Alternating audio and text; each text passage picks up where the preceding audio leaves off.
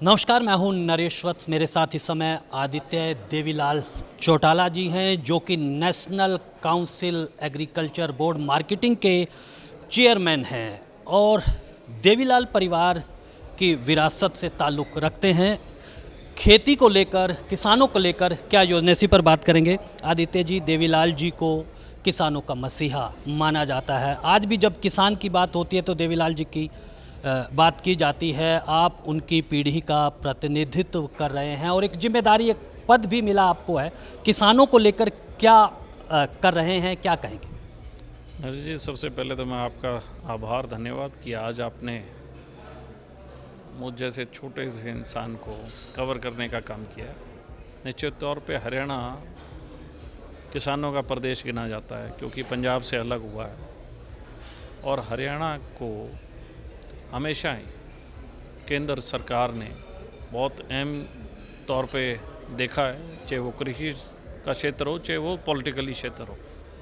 हरियाणा सरकार ने हिंदुस्तान के अंदर सबसे ज़्यादा अगर किसी किसानों को उनकी फसलों की एमएसपी देने का काम किया है तो मैं ये मानता हूँ हरियाणा की सरकार ने दिया है। सबसे ज़्यादा फसलों को एमएसपी के दायरे में हरियाणा की सरकार लेके आई है।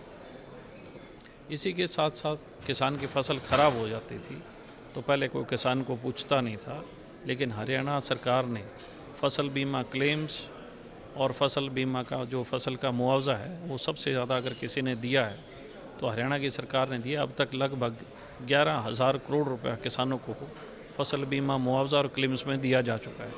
पूर्व की सरकारों में किसानों के साथ एक मजाक किया जाता था कि 1 एकड़ का 500 रुपये, 5 रुपये, 10 रुपये के चेक दिए जाते थे, लेकिन सरकार ने निश्चित तौर पे फसल बीमा मुआवजा जो है उसका निर्धारित किया कि 12,000 रुपये से कम नहीं देंगे।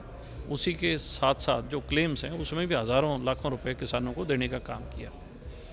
आज हरियाणा का किसान इस बात के लिए मजबूत भी हुआ है और उसको कहीं ना कहीं सुनिश्चित हुआ है कि अगर उसका फसल खराबा होगा निश्चित तौर पे सरकार भरपाई करने का काम करेगी। इसी के साथ साथ सरकार ने मेरी फसल मेरा ब्यौरा, किसान अपनी फसल का ब्यौरा दे, और इसी के साथ साथ छोटे किसान उसकी आमदन बढ़ने के लिए मल्टी क्रॉप सिस्टम भी लागू किया है कि किसान को ये चॉइस दी है कि आप अंतर मल्टी क्रॉप आप कर सकते हैं। उसके लिए भी उसको और मजबूती प्रदान करने के लिए सरकार ने भावांतर योजना लागू की। हमारी बहुत सी फसलों पे भावांतर योजना है। अगर एमएसपी मार्केट के अंदर प्राइस डाउन हो जाता है तो उसका जो अंतर है वो सरकार भरपाई करने का काम करेगी। तो मैं मानता हूँ कि पूरे हिंदुस्तान में अगर किसी राज्य के अंदर किसान सुरक्षित हैं तो केवल मात्र हरियाणा के अंदर है, और ये बहुत बड़ी बात है। कृषि प्रधान देश और कृषि प्रधान राज्य हरियाणा की सरकार ने बड़ी संजीदगी से किसानों को लिया और उनकी हर चीज़ को प्रोक्योर करने का काम किया है।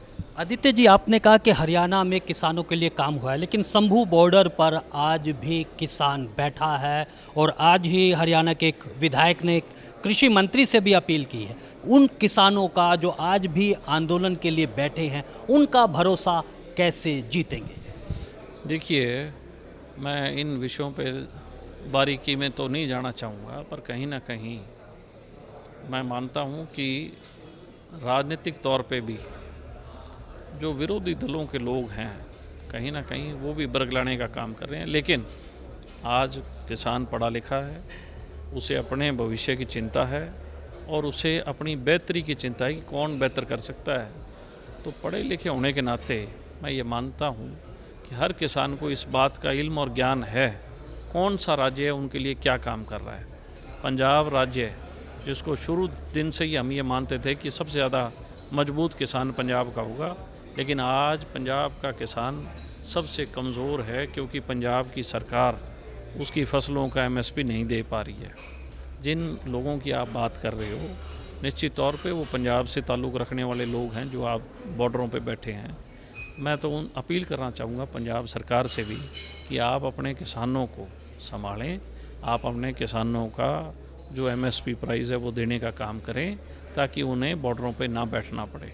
हरियाणा का कोई भी किसान ना बॉर्डर पे है ना धरने पे है, उसे इस बात का पूरा भरोसा है कि अगर भारतीय जनता पार्टी की सरकार ना होती तो शायद उन्हें भी 5-5 रुपए के, 10-10 रुपए के, 500 रुपए के चेक मिलते। आज 12,000 रुपये मुआवजा है। आज बीमा क्लेम्स लाखों हज़ारों रुपए किसानों के डायरेक्ट डीबीटी, डायरेक्ट बेनिफिट जो उनके खाते में जा रहे हैं, ये बहुत बड़ी बात है। डबवाली, रानिया, एलनाबाद, उसमें सेम की जो समस्या है किसानों के लिए बड़ी है, O2 डैम है, घग्गर का है, इसको लेकर क्या कहेंगे आप, किस तरह का काम हो रहा है? क्योंकि अब ये चुनाव में कांग्रेस भी इसको मुद्दा बनाने जा रही है। देखिए, डबवाली के अंदर 2 गांव थे जिनमें सेम थी, लगभग 1400 एकड़ के अंदर, और हमने 60 दिन में 2.5 करोड़ रुपया लगा के उन दोनों गांवों से सेम को पूरी तरीके से ख़त्म करने का काम किया। कभी आपका चक्कर लगे तो आप वहाँ जाएं। पूर्व की सरकारों ने कभी भी इतनी संजीदगी से काम नहीं किया। हमारे चोपटा क्षेत्र में लगभग 7 से 8 गांव में सेम है, जिसके तहत सरकार का प्रोजेक्ट चल रहा है। निश्चित तौर पे लगभग 7 से 9 हज़ार एकड़ को सेम मुक्त किया जा चुका है। अभी भी कार्य प्रगति पे है। निश्चित तौर पे बहुत जल्दी चुनाव से पहले हम सरसा जिला के किसी भी इलाके में अगर सेम ग्रस्त है, उसको सेम मुक्त करने का काम करेंगे। अब राजनीति पे मैं आपसे एक सवाल पूछना चाहता हूं। किरण चौधरी जी, जो कि बंसीलाल की विरासत को आगे बढ़ा रही हैं, वो बीजेपी में आ गई हैं। देवीलाल जी की चौथी पीढ़ी, आप तो सरकार में ही हैं। भजन लाल जी के बेटे वो भी MLA हैं। तो कैसे देखते हैं? और एक तरफ जो बीजेपी है वो 5 सीटें ही जीत पाई है, विधानसभा में कैसे देखते हैं? देखिए, लोकसभा और विधानसभा का बहुत अंतर है।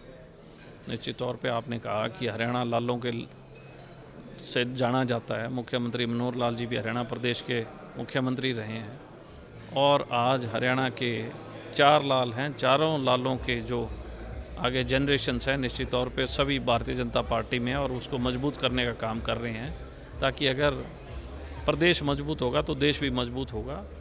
तो मुझे तो इस बात की खुशी, और मैं स्वागत करता हूँ जो लोगों की आस्था पार्टी में हैं और जो ज्वाइन कर रहे हैं। निश्चित तौर पे अपने अपने विधानसभा में, अपने अपने इलाकों में पार्टी को और मजबूत करने का काम करेंगे। भ्रष्टाचार के खिलाफ आप लड़ाई के लिए जाने जाते हैं। जब नगर पालिका में थे तो भेड़ बकरियों को लेकर आप करते थे।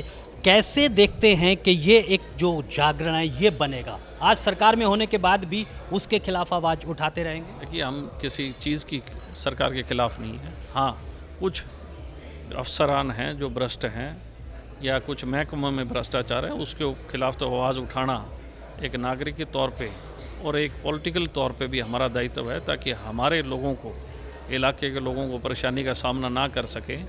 पढ़ा लिखा नौजवान हूँ, बेबाक हूँ। निश्चित तौर पे जहाँ गलत हो रहा है तो वहाँ आवाज़ उठाना मेरा काम है, और मैंने कभी अपनी बुलंद आवाज़ को दबने नहीं दिया, ना कभी दबने दूंगा। जन सेवा के लिए हैं, जन की सेवा कर रहे हैं। एक आखिरी सवाल है, हरियाणा कांग्रेस और खासकर हुड्डा जी चुनौती हैं बीजेपी के लिए? देखिए, मैं ये मानता हूँ कांग्रेस तो है ही नहीं। हरियाणा में कांग्रेस नाम की चीज़ नहीं है। बाप और बेटे की पार्टी है, एक परिवार लिमिटेड कंपनी है। हाँ, अगर किन लोगों को वहम है कि हरियाणा में कांग्रेस है, तो मैं मानता हूँ कि उन लोगों को ये सोचना चाहिए कि आप कांग्रेस में नहीं हो, आप एक प्राइवेट लिमिटेड कंपनी में काम कर रहे हो। जब कंपनी का आका राजी होगा तब तक आपका सर्वाइवल है। जिस दिन कंपनी का आका आपसे नाराज़ होगा, आपका सर्वाइवल नहीं है। तो आप ऐसे लोग, जिन लोगों ने कांग्रेस को स्विचा है, उन लोगों को ये सोचना चाहिए कि आपको कांग्रेस में काम करना है, विचारधारा पे करना है, या एक प्राइवेट लिमिटेड कंपनी में करना है। तो ये विषय उनका है, ये वो विषय जाने। मैं तो उनको शुभकामनाएं दूंगा कि अगर आप ये अपने विवेक से इस चीज़ को सोचें और आगे बढ़ने का काम करें। बहुत बहुत शुक्रिया। वही शैली जो देवीलाल जी की पीढ़ियों की रही है, एक विनम्रता से अपने विरोधियों को भी एक व्यंग के रूप में अपनी बात को कहा है। तो आज के लिए बस इतना ही, मुझे दीजिए अनुमति, और आप बने रहें ब्रॉडकास्ट मंत्रा के साथ।